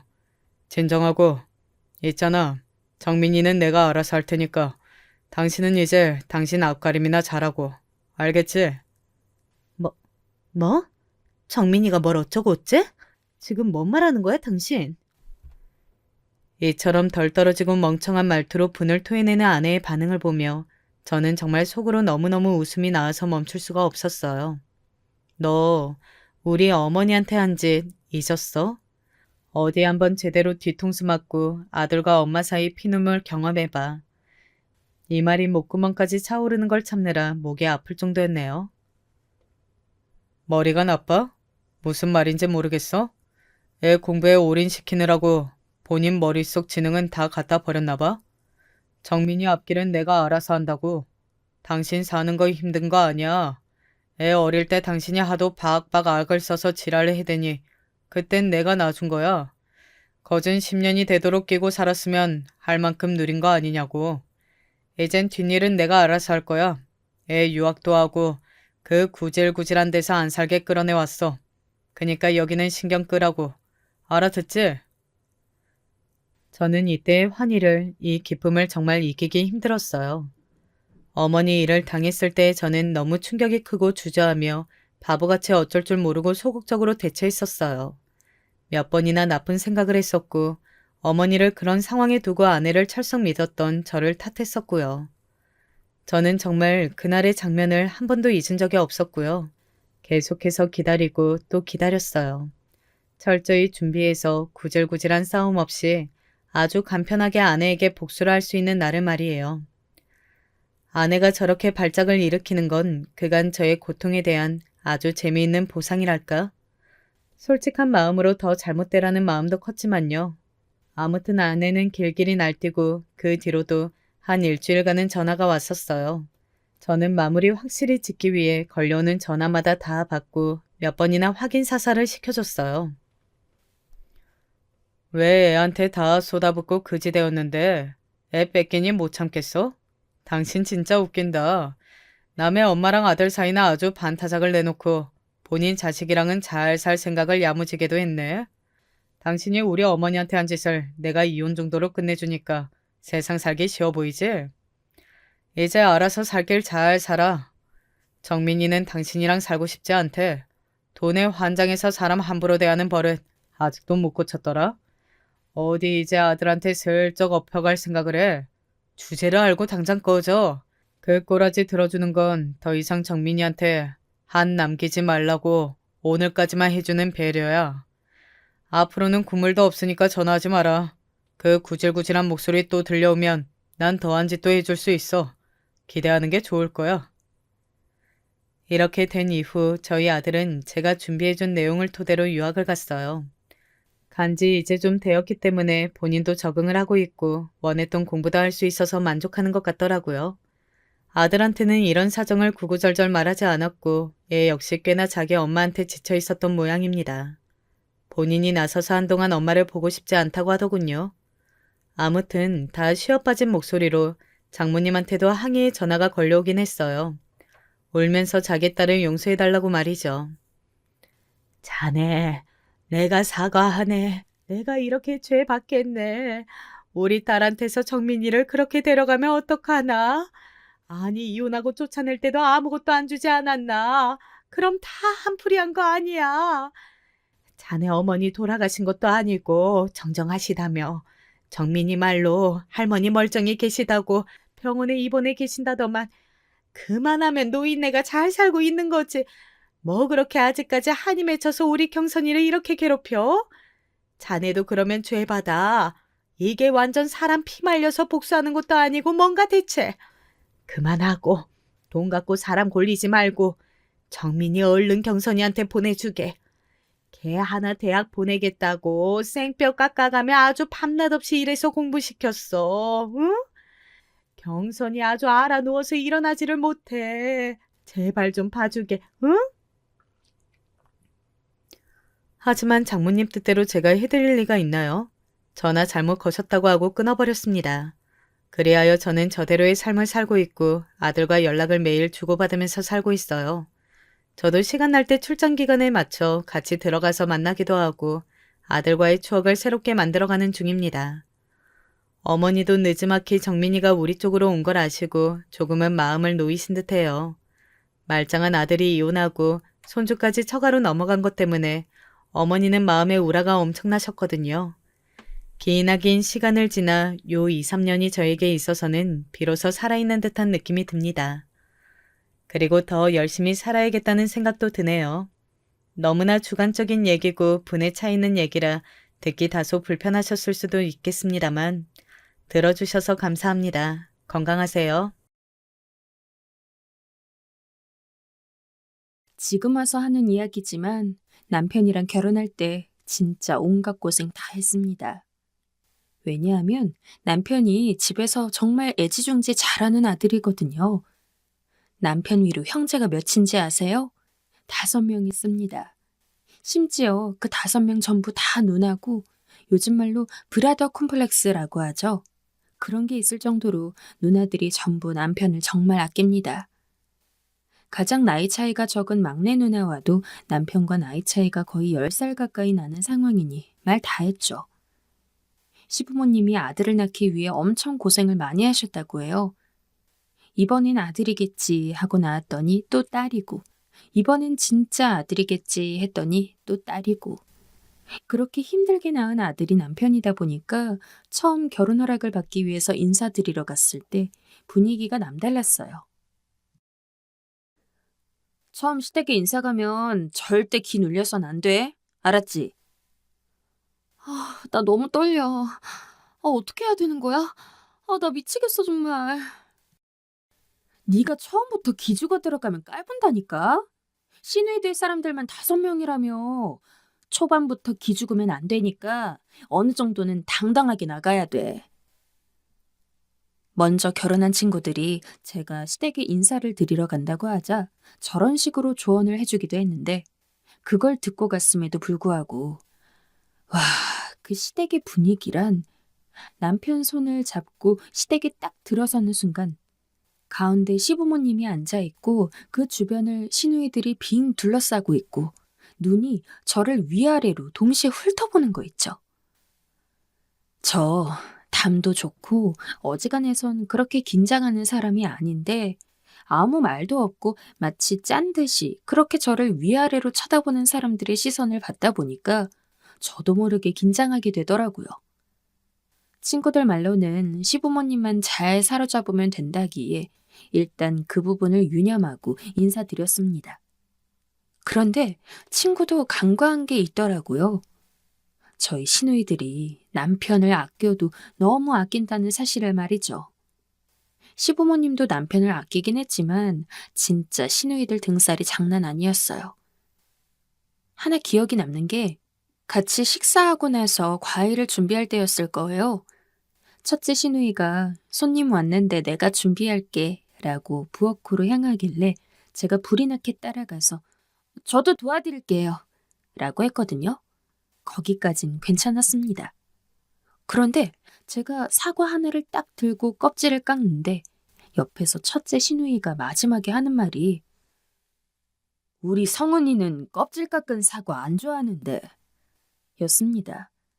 차라리 대놓고 남편이 껍질 있는 사과 좋아하니까 몇 개는 껍질을 깎고 몇 개는 깎지 말아라 라고 이야기했으면 아무렇지도 않았을 거예요. 그런데 분명 혼잣말인 척하면서 저 다 들리게 하는 거 있잖아요. 알게 모르게 눈치 주는 거. 그 느낌이 딱 오는데 진짜 식은땀이 줄줄 나왔어요. 그래도 이제 결혼하게 되면 가족 될 사람인데 밉보이기 싫고 그래서 일부러 못 들은 척하면서 눈치 있게 반 정도는 껍질이 없게 깎아두고 반 정도는 껍질을 냅둔 상태에서 조각만 내서 내어갔어요. 진짜 엄청 짧은 시간이었는데 그 사이 얼마나 긴장을 했는지. 하지만 안타깝게도 그거 하나로 끝나지 않았습니다. 시댁 식구들끼리 얘기하는 걸 옆에서 웃으면서 듣고 있는데 거의 모든 대화의 중심이 남편 위주로 돌아가더라고요. 성은아, 요새 일하는 건 어때?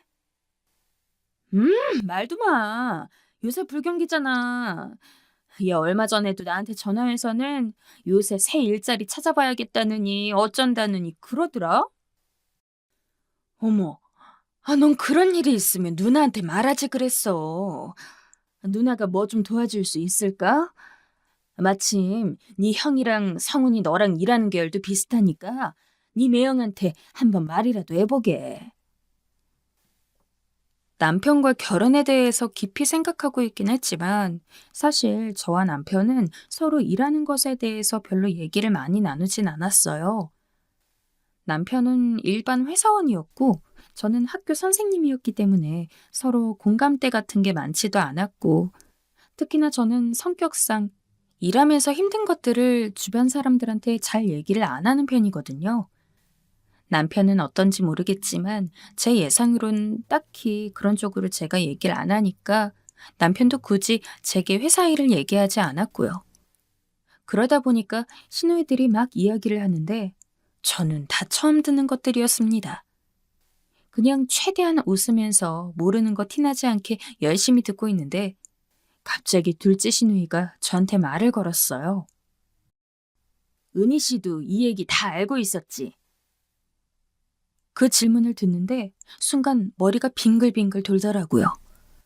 아예 모른다고 했다간 어떻게 결혼할 사람이 남편에 대해 이 정도도 모르냐는 얘기를 들을 것 같고 그렇다고 섣불리 아는 체를 하자니 그때부터는 저한테도 질문 공세가 들어올 것 같고 그래서 그냥 대충 얼버무리면서 구체적으로 들은 내용은 없어요. 라는 식으로만 말했어요. 그 말이 정답이었는지 뭔진 몰라도 시누이들도 별 반응이 없더라고요.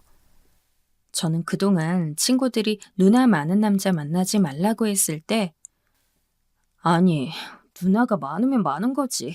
무슨 상관이람? 하고 생각하는 쪽이었는데 제가 직접 결혼할 상대 집까지 가서 그 상대 누나들을 만나고 나니까 그때서야 그 친구들의 말이 이해가 되더라고요. 아, 이래서 누나 많은 남자가 안 좋구나. 라는 걸요.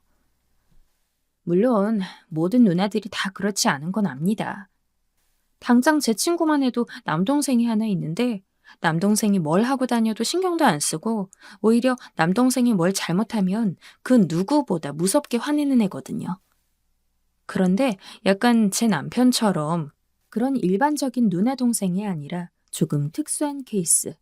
그러니까 많이 사랑받고 자란 집의 아들이라면 진짜 많이 고생하게 되는 것 같아요.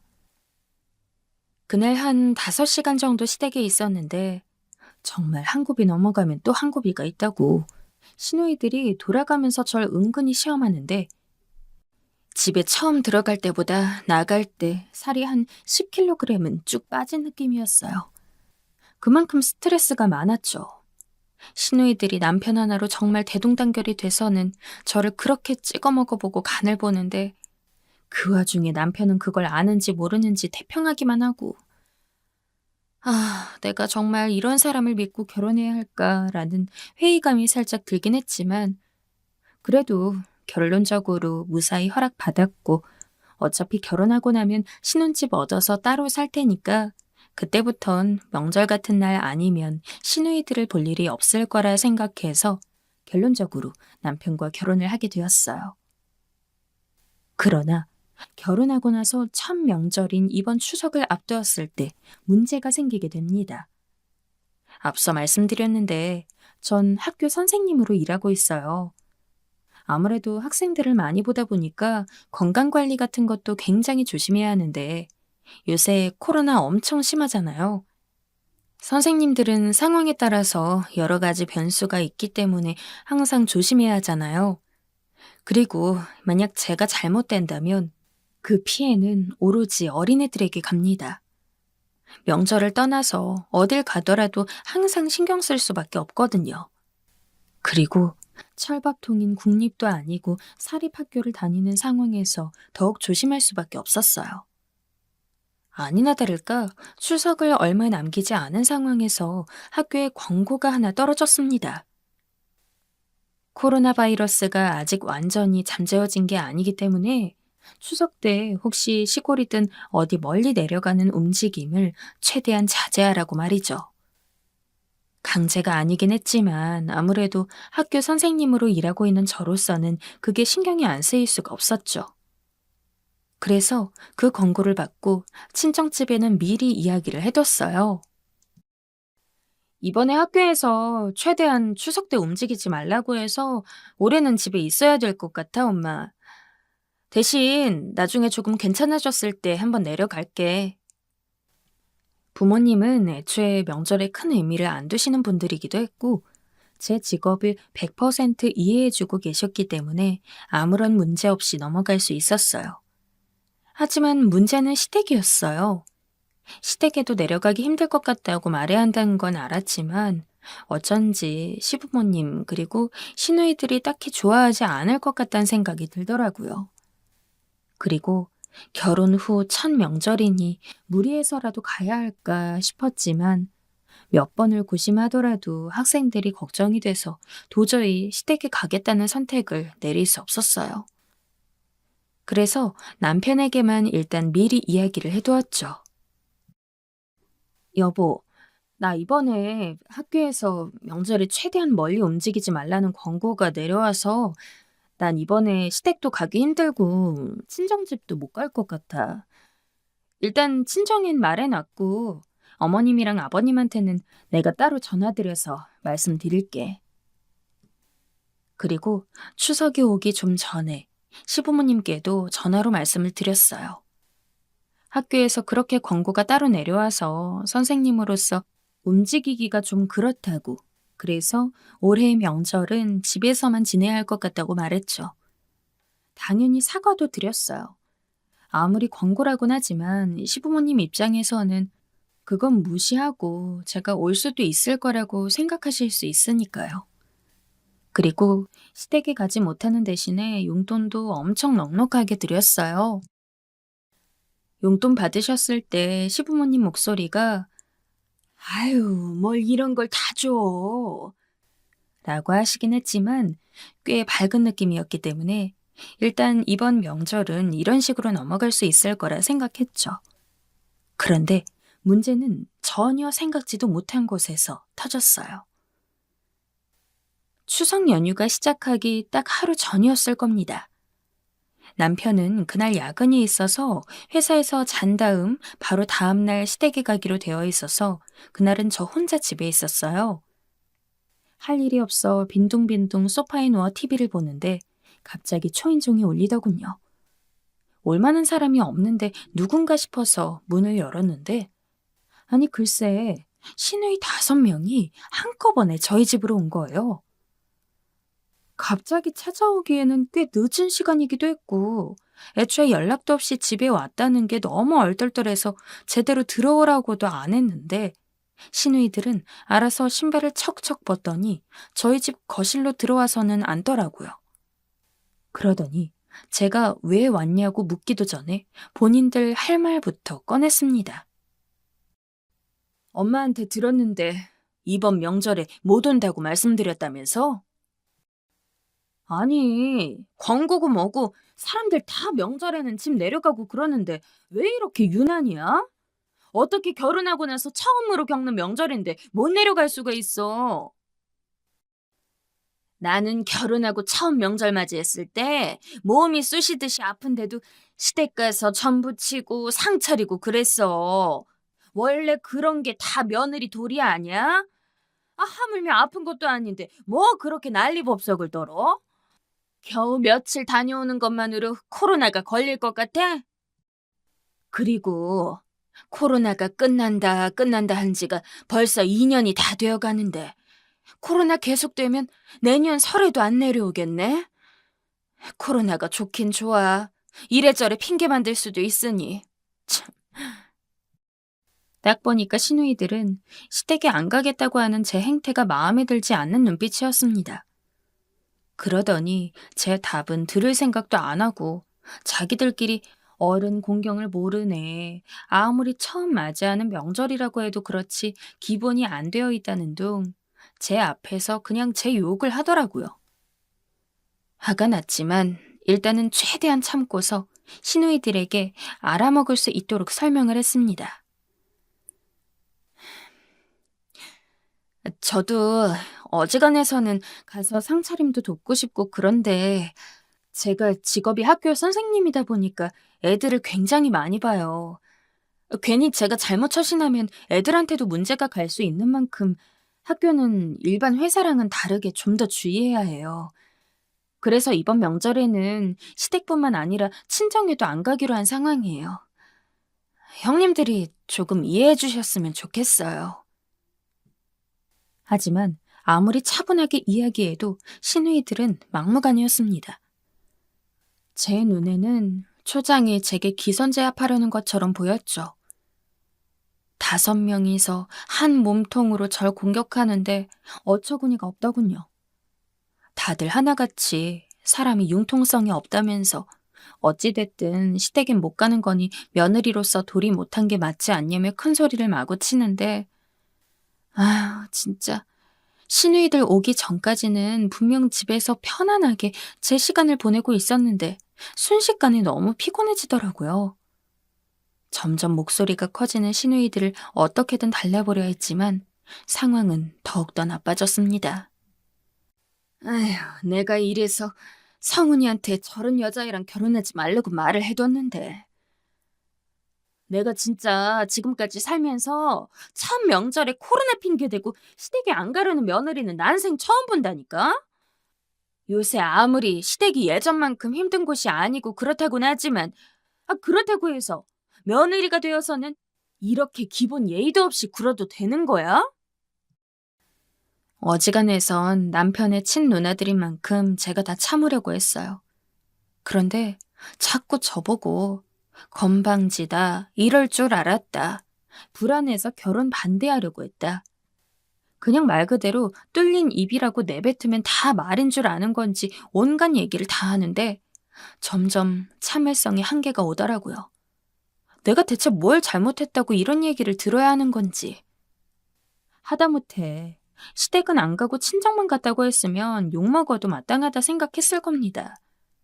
그런데 현실적으로 친정은 지금 사는 곳과 많이 가까운 위치에 있었어서 오히려 시댁보다 더 가기 편한데도 안 들르는 거거든요. 친정은 가면서 시댁은 못 간다는 게 말이 안 되기도 했고 어차피 못 가는 거면 공평하게 안 가는 게 맞으니까요. 제 나름대로는 시댁을 많이 생각해서 이야기한 거고 그 과정에서 왜 못 가는 건지에 대해서 미리 설명까지 했는데 아무리 이야기를 해도 귀를 막고 자기 하고 싶은 얘기만 내뱉는 시누이들.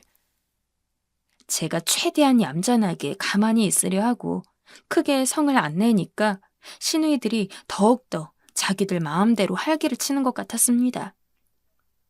그 모습을 보고 있으니 제 머릿속에서 위험 신호가 울리더군요. 이거 초장에 제압 안 하면 앞으로 남편이랑 결혼 생활하는 내내 시누이들에게 시달리겠다. 이대로 있어서는 안 되겠네. 그래서 그때부터는 그냥 저도 말 나오는 대로 가리지 않고 막 내뱉었어요. 그리고 한 번 내뱉으니 무슨 주문을 외우는 것처럼 다다다다 하게 되더군요. 막말로 왜 저한테 성질을 내시는지 모르겠네요. 제가 시댁에 안 가는 게 그렇게 마음에 안 드시면 저희 학교 와서 광고 내린 교장 선생님한테 뭐라고 하세요. 그리고 저는 그쪽들이랑 다르게 직업 정신이 투철해서 저 때문에 남들 피해보는 거 절대 못 참거든요. 죽어도 이번 명절에 시댁 갈 생각 없으니까 그거 설득하려고 여기 오신 거면 얼른 집에 돌아가세요. 뭐가 어쩌고 저째? 어디 하늘 같은 남편 누나들한테 이렇게 싸가지 없이 나와? 와, 내가 진짜 처음 볼 때부터 마음에 안 들었다니까? 언니, 내가 뭘 했어? 얘 딱 봐도 블레시라 그랬지? 어머, 그러게. 얘 말하는 것 좀 봐. 어떻게 그런 말을 할 수가 있어? 아니, 그렇잖아요. 제가 도대체 뭘 잘못했는데요? 만약 제가 시골 가서 코로나라도 걸려서 학교 잘리면 책임지실 거예요? 충분히 설명드려도 지금 이 난리 피우시는 거잖아요. 아이고, 아이고, 우리 집안 망하게 생겼네. 집안에 사람 잘못 들어오면 다 말아먹는다더니 정말 이 꼴 나게 생겼네. 지금 저한테 그러시는 거예요? 와, 정말 다섯이 뭉쳐서 한 사람 몰아붙이는 거 보니까 인생을 어떻게 살아왔는지 한눈에 훤히 보이네. 제 말에 화가 났는지 둘째 시누이가 자리에서 벌떡 일어나더니 제게 성큼성큼 다가와서는 뺨까지 때리더군요. 저라고 참을 일 없어서 손바닥에 아주 풀파워를 실어서는 진짜 있는 힘을 다해 시누이 뺨을 날렸습니다. 확실히 힘을 많이 주긴 했는지 저한테 뺨 맞은 둘째 시누이가 휘청거리더니 쓰러지는데 그때부터 아주 다른 시누이들도 난리가 났어요. 2명은 둘째 시누이 부축하고 2명은 저한테 와서는 얼굴에 막 손가락질을 하면서 지금 제정신이냐 어쩌냐 하는데 저도 그냥 이판사판 될 대로 되라는 마음으로 다른 시누이들을 막 밀쳤습니다. 그때부턴 정말 개싸움이라고 해도 과언이 아니었어요. 저랑 시누이들이 마구 엉켜서는 머리채 잡고 옷을 뜯고 꼬집고 아주 난리부르스를 쳤는데 이게 쪽수가 제일 중요하다고. 제가 아무리 힘이 세다고 하더라도 시누이가 5명이나 되니까 어지간히 힘을 아꼈다가는 상대하기가 좀 힘들더라고요. 그리고 아까 말씀드렸듯 제가 체육 선생이라고 했잖아요. 그러다 보니까 어렸을 때부터 태권도 같은 운동을 정말 많이 했습니다. 결혼하고 나서도 취미 삼아 집에서 복싱을 하기도 했고요. 그래도 체육으로 선생까지 됐는데 일반인들한테 힘쓰기 싫어서 최대한 너무 무리하지 않는 방면으로 시누이들을 제압하려고 했는데 이게 역시 5명한테 다구리 당하는 건 어떻게 할 수가 없더라고요. 그래서 그냥 소나귀에 힘 좀 주고 발도 써가면서 시누이들을 건드렸습니다. 물론 당연히 진짜 대련을 할 때처럼 날아차기라던가 돌려차기라던가 그런 걸 한 건 아니에요. 그런 걸 했다간 집안 싸움으로 끝나지 않고 저희 모두 경찰서에 가야겠죠.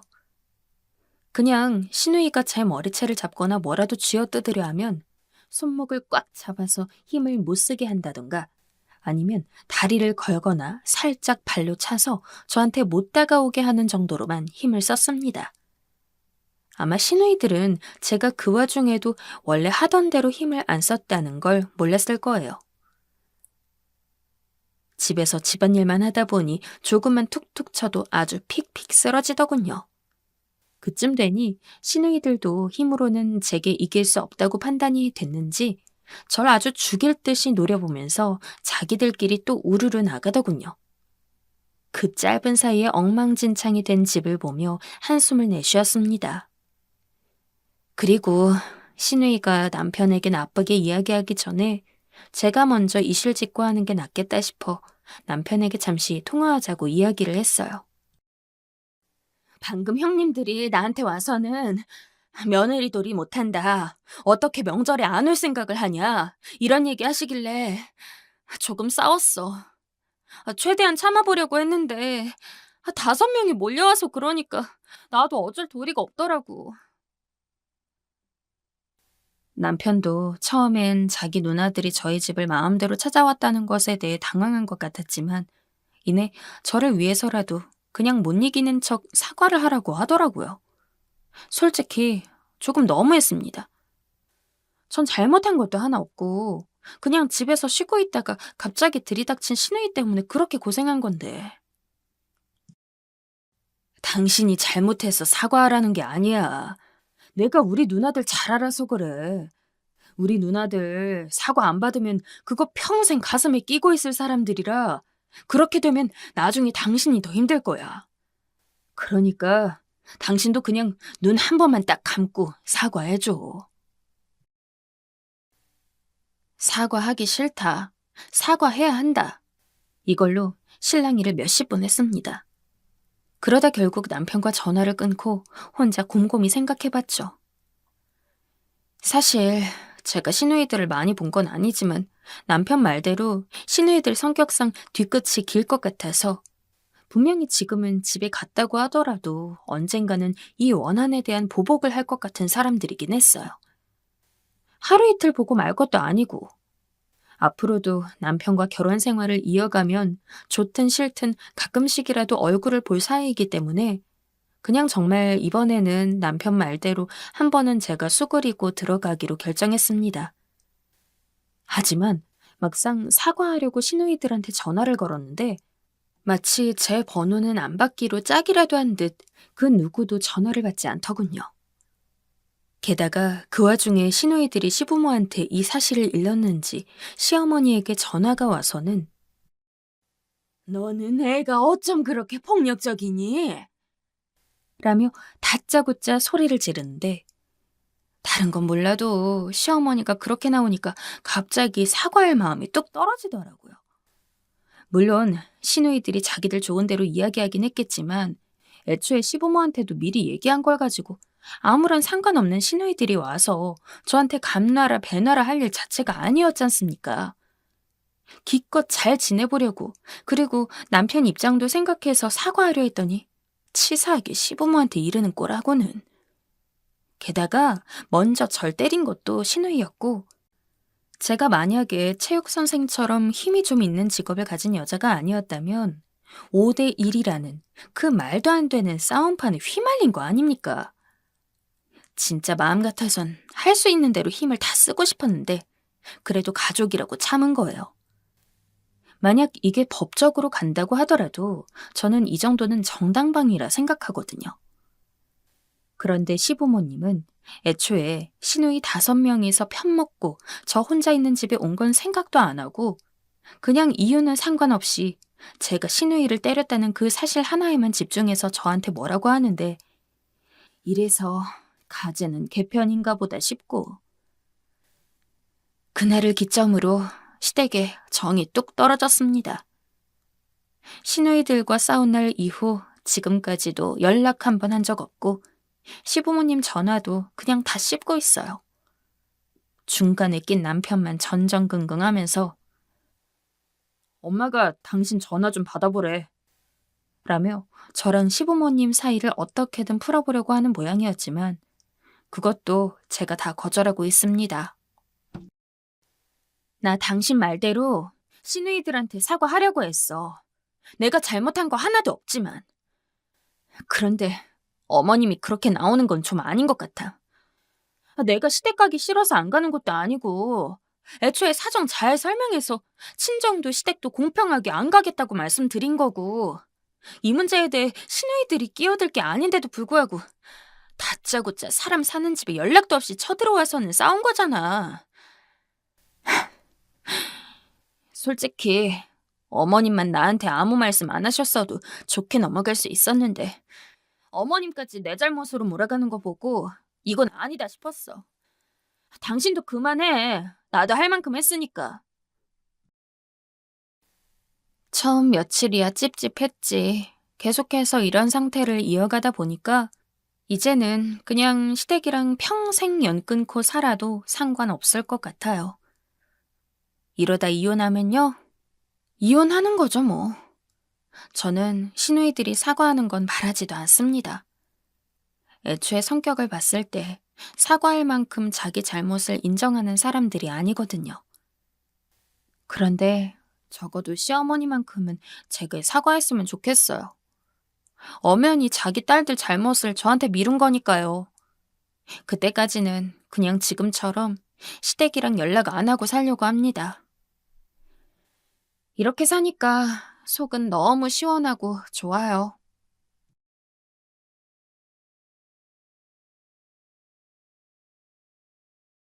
저희 집은 부모님 2분, 그리고 5명의 형제들끼리 오붓하게 살았습니다. 제 위로는 오빠가 둘이 있고 저는 셋째, 그리고 아래로는 남동생 하나와 여동생 하나가 있었어요. 보통 자식들이 많으면서 형편이 그리 좋지 않은 집들은 다 저랑 비슷하게 살았겠지만 저희 역시 큰오빠를 빼고는 다들 부모님으로부터 제대로 된 지원을 받지 못했습니다. 어릴 때야 그런 것들이 원망스러웠다고 해도 만약 그런 상황에서도 부모님이 저희가 속상해하고 아쉬워하는 것을 이해해주는 분들이었다면 나중에 어른이 돼서 부모님이 그럴 수밖에 없었던 이유를 모두 이해하고서 부모님을 원망하거나 하진 않았을 거예요. 하지만 부모님은 큰오빠만 지원해주는 것을 너무 당연하게 여기시고 둘째 오빠라든가 저 그리고 다른 동생들이 속상해하는 것은 단 하나도 신경 써주지 않는 분들이었어요. 막말로 자식이 다섯인데 마치 큰오빠만 친자식인 것 마냥 예뻐하고 끼고 사셨죠. 역시 우리 장남이 최고야 최고. 원래 모든 집은 장남이 잘 돼야 하는 법이지. 절 포함해서 다른 동생들도 불만이 많았지만 특히나 그런 부모님의 편애에 가장 많이 불만을 갖고 있던 것은 둘째 오빠였어요. 둘째 오빠는 어릴 때부터 공부 욕심이 무척 많은 사람이었죠. 1등을 못하면 하루 종일 속상해 울면서 다음 시험에는 1등을 하기 위해 코피를 터뜨리며 공부할 정도로 노력하는 사람이었고 그러다 보니 나중에 어른이 되면 꼭 좋은 직업을 가진 사람이 되고 싶다고 밥 먹듯이 이야기했습니다. 그러나 결과적으로 그런 작은 오빠는 큰 오빠 때문에 중학교밖에 나오지 못했어요. 그나마도 부모님은 초등학교만 나오면 된다고 뭐하러 중학교까지 나오냐면서 중학교도 보내주지 않으려는 걸 작은 오빠가 고집 부리고 부려서 간신히 중학교까지 나오게 된 상황이었죠. 큰 오빠 때문에 중학교밖에 나오지 못했다고 하는 건 부모님이 모든 지원을 큰 오빠에게만 해줬기 때문에 다른 자식들까지 지원해주면 큰 오빠에게 그만큼 신경을 덜 쓰게 된다는 이유 때문이었어요. 다른 분들이 보시기엔 그건 큰 오빠 때문이 아니라 부모님 때문 아닌가? 라고 생각하실 수 있겠지만 문제는 큰 오빠가 본인 하나 때문에 다른 동생들이 다 피해보고 있다는 걸 아는데도 불구하고 그런 건 전혀 신경 안 쓰고 오히려 부모님한테 은근슬쩍 자기만 더 신경 써달라는 느낌으로 이야기를 하고 다녔기 때문이에요. 엄마, 아빠, 나 이번에 성적 더 잘 나오고 싶은데 문제집 하나만 더 사면 안 될까? 아, 동생들도 학교 다니고 해야 하니 힘들려나? 괜찮아. 그냥 없이 해볼게. 부모님은 그런 큰오빠가 다른 동생들까지 신경 써준다며 아주 효자라며 어와둥둥 해주었어요. 그렇기 때문에 저희가 무슨 말을 해도 부모님은 오로지 큰오빠 편이었습니다. 만약 큰오빠가 아니었다면 저희 모두 대학까진 힘들어도 최소한 고등학교까지는 졸업할 수 있었을 거예요. 하지만 결과적으로 고등학교를 졸업한 사람은 큰오빠밖에 없습니다. 작은 오빠도 저도 그리고 남동생과 여동생도 모두 중학교 졸업이 최대 학력이었죠. 그리고 큰오빠는 고등학교 졸업을 떠나서 서울에 있는 유명한 대학을 입학해 졸업까지 했기 때문에 거의 가족 중에 유일한 대졸 학력을 갖고 있습니다. 그리고 다행스럽게도 부모님이 큰오빠에게만 지원해준 것이 무색하지 않도록 큰오빠는 대학을 졸업하고 회사를 조금 다니다가 그만둔 뒤 모은 돈으로 사업을 시작했는데 그 사업이 제법 잘 되어서 큰오빠는 어지간한 사람들보다 더 많은 돈을 벌고 살았어요. 당시 모두 성인이었던 저희 형제들은 그런 큰오빠가 어릴 적 동생들을 신경 써주지 않은 것이 여전히 원망스럽긴 했지만 그것과 별개로 큰오빠의 성공 자체는 좋은 일이라고 생각하고 있었습니다. 그래도 형이라도 성공해서 다행이다. 큰오빠에게 가장 유감이 많았을 작은 오빠도 큰오빠의 성공 자체는 좋은 일이라고 축하해 주었죠. 그러나 그런 축하도 잠시. 큰오빠를 제외한 다른 형제들은 얼마 지나지 않아서 큰오빠와 거의 연을 끊다시피 하고 지내게 되었어요. 그 이유는 큰오빠가 동생들의 어려운 사정은 하나도 신경 쓰지 않았기 때문입니다. 큰오빠와 막내 동생은 거의 10살가량 차이가 났어요. 그러니까 큰오빠가 30살이면 막내 동생은 20살밖에 안 됐다는 이야기였죠. 다른 동생들이야 나이 차이가 아주 많이 나는 것은 아니니 그렇다 쳐도 솔직히 그렇게 나이 차이가 있는 막내 동생이 어쩌다 한번 몇만 원씩 용돈 좀 달라고 하면 저 같으면 제가 돈을 적게 버는 상황도 아닌데 무조건 줄 것 같거든요. 그런데 큰오빠는 아예 동생들을 가족으로 생각도 안 하는지 진짜 어렵게 단돈 몇만 원 부탁을 해도 절대 안 된다면서 오히려 돈을 빌려달라고 한 동생을 비난했습니다. 너는 그 나이 먹고 몇만 원도 없냐? 그러니까 어렸을 때부터 공부를 열심히 했어야지. 그러면 그 말을 들은 동생들은 우라통이 터질 수밖에 없었죠. 공부를 하고 싶어도 못한 이유가 본인 때문인데 저희들이 강제로 희생해야 했던 건 신경도 안 쓰고 모든 것을 자기가 잘나서 다 한 줄 알았으니까요. 저희는 당연히 그런 큰오빠와 멀어질 수밖에 없었어요. 큰오빠는 기회가 된다면 동생들을 무시하기 바빴고 그러다 보니 자연스레 저희 역시 큰오빠와 미묘한 신경전을 벌였어요. 그나마 어렸을 때는 같은 집에서 살았고 부모님이 계시니 억지로라도 함께 있었다면 나중에 성인이 되고 나서는 각자 뿔뿔이 흩어져서 살았기 때문에 굳이 큰오빠와 친하게 지낼 이유도 없었습니다. 큰오빠가 저희한테 돈 몇 푼 지워준 적이 없었으니까요. 솔직히 남보다도 못한 사이라고 생각해요. 아마 우리나라에 명절 같은 게 없었다면 죽을 때까지 서로 얼굴도 안 봤을 거고 막말로 누구 하나 죽어도 장례식에 안 갔을걸요? 같은 피를 타고난 형제지만 남보다 못한 사이로 지낸 저희는 추석 그리고 설날 때만 부모님 때문에 어쩔 수 없이 얼굴을 마주봤고 그 이후에는 전화 한 통, 문자 한 통 주고받지 않고 살았습니다. 그렇게 몇십 년 흘렀지만 저희 관계는 여전히 똑같았어요. 가장 어린 막내 동생까지도 결혼을 해서 아이를 낳았고 서로 바쁘다 보니까 자주 만나지는 못할지언정 최소한 한 달에 한두 번씩은 전화도 하고 문자도 하면서 저희끼린 서로 어떻게 사는지 근황을 나눴지만 큰오빠에게는 그 누구도 연락하지 않았습니다. 물론 큰오빠 역시 저희에게 연락하지 않았죠. 큰오빠도 저희를 동생이라 생각하지 않았을 테니까요. 그리고 언제부턴가는 명절에도 보기가 힘들어졌어요. 다른 형제들은 아무리 바쁜 일이 있어도 명절이면 시간을 빼서 부모님을 보러 갔는데 말이죠. 큰오빠는 안 왔어요? 큰오빠가 보이지 않아 제가 물어보면 부모님은 너희 오빠는 큰일 하느라 바쁘잖니. 어떻게 매번 명절 때마다 오니? 라며 여전히 큰오빠를 두둔했습니다. 저희라고 뭐 시간이 남아 돌아서 명절 때 부모님 보러 오는 게 아니라 그게 자식된 도리라고 생각해서 오는 건데 말이죠. 다들 말은 안 하고 있었지만 오랜 시간이 지나도 여전히 큰오빠 타령만 하는 부모님에게 모두가 지쳐 있었어요. 그러다 보니 부모님을 보는 것도 그렇게 원치 않는 형제들이 나오기 시작했죠. 특히 둘째 오빠가 많이 그랬습니다.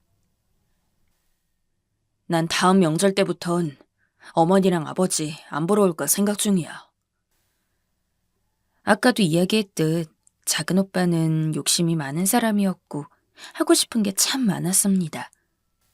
그러나 큰오빠 때문에 그걸 가장 이루지 못했기 때문에 다른 동생들보다도 아마 큰오빠에 대한 원망 그리고 부모님에 대한 원망이 가장 큰 사람일 거예요. 그래도 작은 오빠는 그걸 다 묵묵히 참아내고서 지금까지 버텼는데 그런 작은 오빠가 이렇게까지 나올 정도였으니 부모님이랑 큰오빠가 얼마나 다른 자식들 그리고 동생들에게 못했는지 빤히 보이는 상황이죠. 큰오빠를 제외한 다른 형제들은 못해도 2달에 한 번씩은 만나서 모임을 갖곤 했습니다. 부모님과 큰오빠는 모르게요. 일부러 숨긴 건 아닙니다. 그저 부모님도 큰오빠도 저희에게 관심이 없었기 때문에 모르고 있을 뿐이에요. 보통 만나면 다들 요새 어떻게 살았는지, 무슨 일을 하고 있는지 이야기 나누는 게 많았지만 아무래도 형제이다 보니까 필연적으로 부모님과 큰오빠에 대한 이야기가 정말 많이 나왔습니다. 물론 좋은 얘기는 하나도 없었고요. 저희 사이에서 큰오빠는 막말로 동생들 피를 빨아먹으면서 성장한 건데, 그래놓고서도 동생들이 얼마나 희생을 했는지는 모른 채 하고 자기 안위만 생각하는 이기적인 사람이었습니다. 원래도 그렇게 생각했지만 더욱더 그 생각에 확신을 갖게 된 계기가 하나 있었어요. 둘째 오빠가 이야기해준 얘기였죠. 둘째 오빠는 회사를 다니면서 작은 사업을 준비하고 있는 상황이었어요. 하지만 아무래도 둘을 병행하려다 보니까 현실적으로 많은 어려움을 겪은 것 같더라고요. 그러던 와중에 둘째 오빠가 사업 때문에 급하게 100만 원이 필요했던 적이 있다고 했습니다. 아무리 큰오빠랑 사이가 좋지 않다고 해도 동생들에게 그런 작은 짐을 지어주고 싶어 하는 사람이 아닙니다. 그래서 둘째 오빠는 많은 고민을 하다가 결국 첫째 오빠에게 사정 설명을 하면서 형, 혹시 100만 원만 빌려줄 수 있어? 내가 최대한 빨리 갚을게. 라며 큰오빠에게 부탁을 했다고 해요. 100만 원이란 돈이 작은 돈이라고 얘기하는 건 아닙니다. 하지만 큰오빠는 한 달에 사업으로 순수익만 몇 천만 원이 나는 사람이었어요. 그런 사람에게 100만 원은 적은 돈이죠. 만약 큰오빠가 그냥 일반적으로 가족들을 아끼는 사람이었다면 분명 100만 원 정도는 쉽게 빌려줬을 거라 생각해요. 하지만 돈을 빌려달라는 작은 오빠에게 큰오빠는 오히려 화를 냈다고 합니다. 너는 내가 무슨 돈 빌려주는 기계인 줄 알아? 그러니까 애초에 돈을 벌면 잘 모아놓고 했어야지. 대체 뭘 하다가 100만 원도 없어서 나한테 손을 벌려? 그렇게 실패한 인생을 사니까 발전이 없지. 형도 회사 다녀봐서 회사원 월급이 얼마나 짠지 알잖아. 나도 저축을 안 해왔던 게 아니라 저축한 돈을 다 꺼내도 100만 원이 부족해서 형한테 부탁하는 거야. 형도 힘들게 번 돈인 거 잘 아니까 최대한 빨리 갚으려고 노력할게. 나 형한테 돈 빌려달라는 말 지금 처음 한 건 알지? 처음이든 뭐든 난 절대 돈 못 빌려준다. 아무리 형제간이라고 해도 난 금전거래는 아니라고 봐. 금전거래하다가 어긋난 가족 내가 한두 번 본 게 아니야. 아, 그러게 애초에 처음부터 잘 살았어야지. 겨우 100만 원도 없어서 형제한테 손 벌리는 게 부끄럽지도 않니? 그날 작은 오빠는 큰 오빠에게 평생 들을 모욕을 다 들었다고 했습니다. 그래도 미우나 고우나 같은 피가 이어진 형제이기에 비록 연락도 안 하고 지내고 있을지언정 작은 오빤 그래도 마음속으로는 큰 오빠를 자기 형제라고 생각하고 있었던 모양인데 그 일을 계기로 작은 오빠는 저희들을 모아놓고 이야기했어요. 앞으로 자기 인생에 형 같은 건 없다고요. 이 사연을 들은 모든 동생들은 다 작은 오빠를 이해했죠. 저희 모두가 큰오빠에게 앙금 아닌 앙금을 갖고 있었고 그게 아니라고 하더라도 큰오빠의 대처가 너무했다는 것은 진실이었으니까요. 생각해보면 이런 게 모두 어화둥둥 우리 장난만 노래 부르던 부모님 탓이 크죠. 저런 인성 만든 사람은 부모님이나 다름없으니까요. 반면 둘째 오빠는 본인도 그리 넉넉지 않은 형편임에도 언제나 동생들을 돕기 위해 노력하는 사람이었습니다. 실질적으로 조언이 필요하거나 아니면 단돈 몇만 원이라도 돈이 필요할 때 저희를 도와준 건 큰오빠가 아니라 작은 오빠였어요.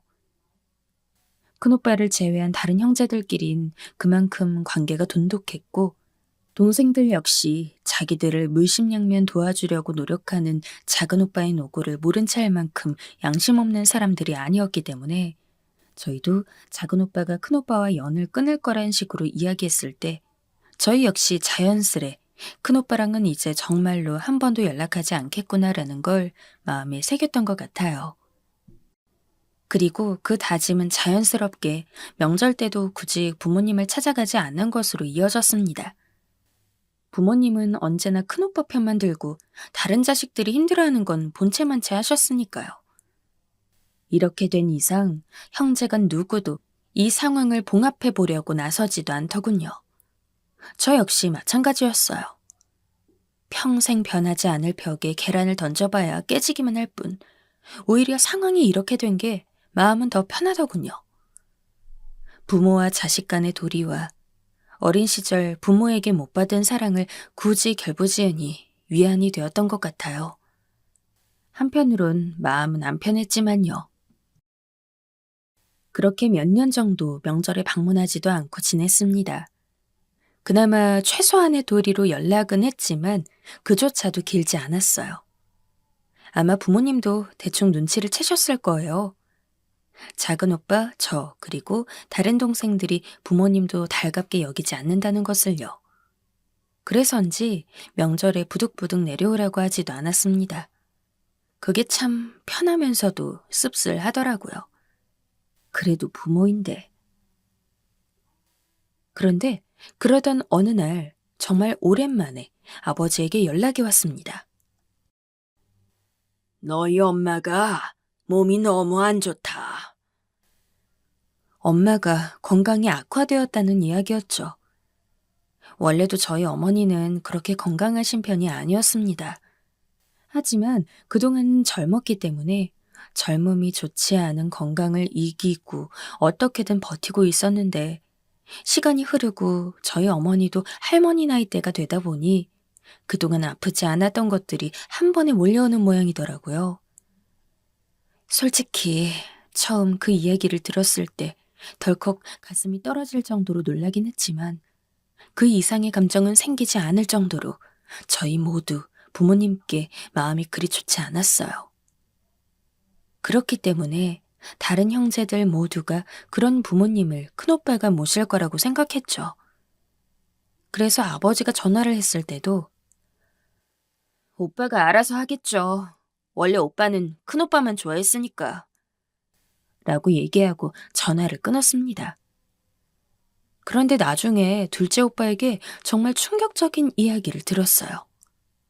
참고로 둘째 오빠 역시 아버지에게 어머니가 아프단 전화를 듣고서 큰오빠가 알아서 모실 거라 생각하던 사람이었는데 딱 아버지 전화를 끊고 얼마 지나지 않아 큰오빠에게 전화가 왔다고 했습니다. 형이 나한테 갑자기 무슨 일이야?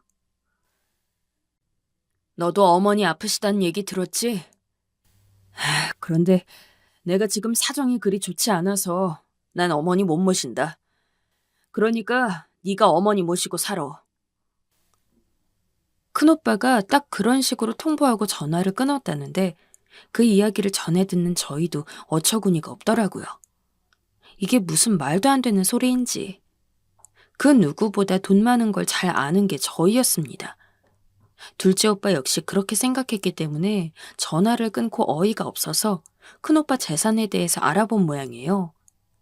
그런데 큰오빠는 이미 자기 명의로 된 집도 2채나 갖고 있었고 뭐 땅값이 훨씬 뛰어서 아파트값도 오른 것은 물론이고 사업 역시 예전보다 더 잘 되는 상황인 것 같다고 하더라고요.